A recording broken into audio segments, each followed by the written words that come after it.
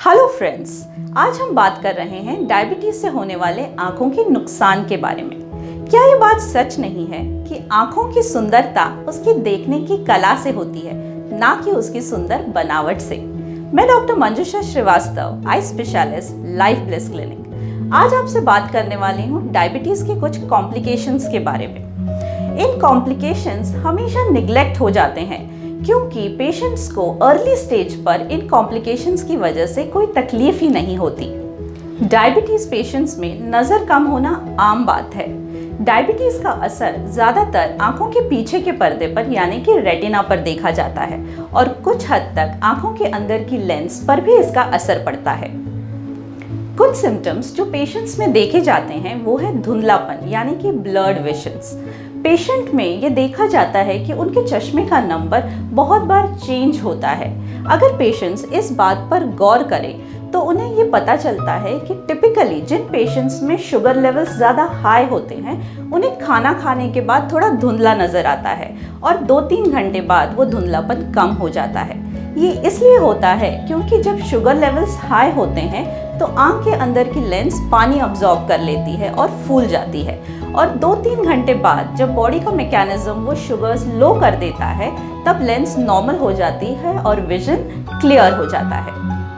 अब हम बात करते हैं मोतियाबिंद यानी कि कैटरैक्ट के बारे में। डायबिटिक पेशेंट्स में ब्लड शुगर लेवल्स बढ़ते घटते रहते हैं जिसके कारण आंखों की लेंस खराब होने लगती है और ये देखा गया है कि डायबिटिक पेशेंट्स में नॉन डायबिटिक पेशेंट्स के कंपैरिजन में 5 गुना मोतिया होने के चांसेस बढ़ जाते हैं और डायबिटिक पेशेंट्स में काफ़ी अर्ली एज में भी मोतिया देखा जाता है।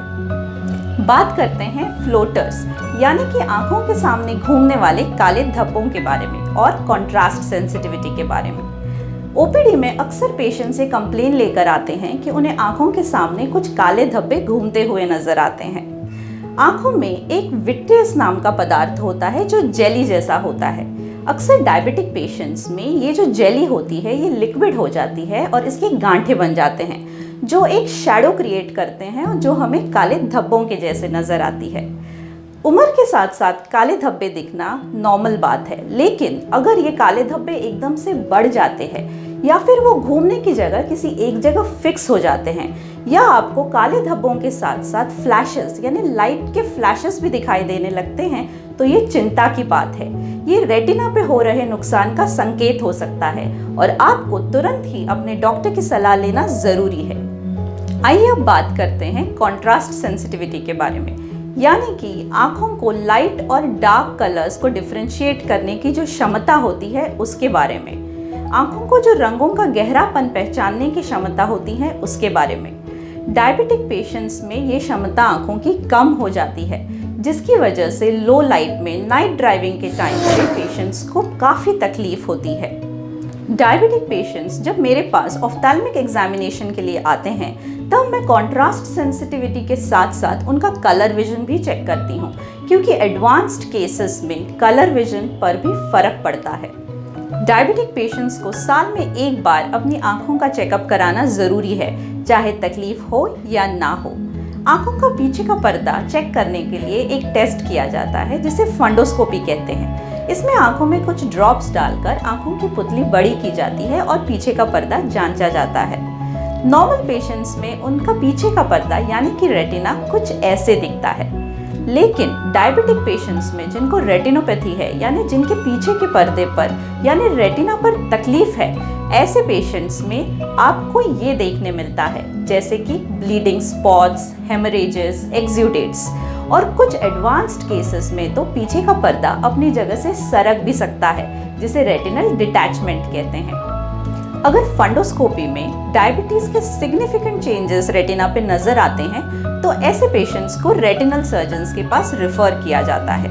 रेटिनल सर्जन्स को स्पेशल टेस्ट्स जैसे कि एफएफए यानी कि एंजियोग्राफी और ओसीटी एडवाइस कर सकते हैं।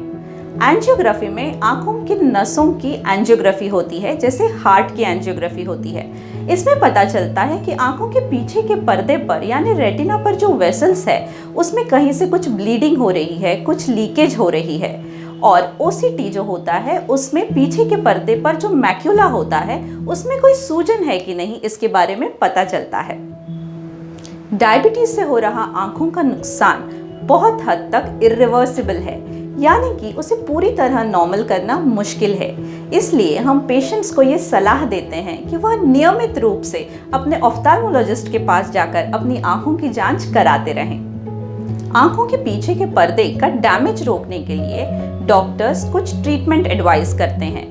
आंखों के पीछे के पर्दे पर लेजर्स की लाइट दी जाती है, जिससे कि जो ब्लीडिंग वेसल्स हैं या जो वेसल्स लीक हो रहे हैं उसे रोका जा सके। आंखों में कुछ इंजेक्शंस दिए जा सकते हैं, जिसकी वजह से ये रेटिनल जो इंजरी है वो ज़्यादा बढ़े नहीं। रेटिना पे कितना डैमेज हो रहा है ये देखकर ही डॉक्टर्स ट्रीटमेंट पैटर्न डिसाइड करते हैं।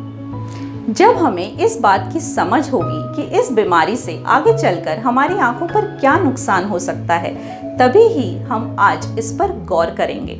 डायबिटीज सचमुच एक साइलेंट किलर है। हमें इसे अर्लीस्ट स्टेज पे डायग्नोज करना है और ट्रीट करना है। सिर्फ भारत में ही नहीं बल्कि दुनिया भर में ये देखा गया है कि डायबिटीज के पेशेंट्स में आई चेकअप यानी कि ऑफ्थेल्मिक इवैल्यूएशन को बहुत निग्लेक्ट किया जाता है। आपको डायबिटीज को सीरियसली लेना जरूरी है।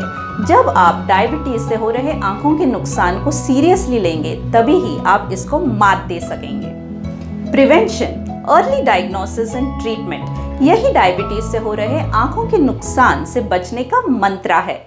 मैं डॉक्टर मंजुषा श्रीवास्तव और लाइफ ब्लिस की पूरी टीम का यही एकमेव उद्देश्य है कि हम लोगों में डायबिटीज के बारे में जागरूकता फैला सके, और इस काम में आप हमारी मदद कर सकते हैं ये वीडियो ज़्यादा से ज़्यादा लोगों को शेयर करके। तो अपनी आंखों का ख्याल रखिए।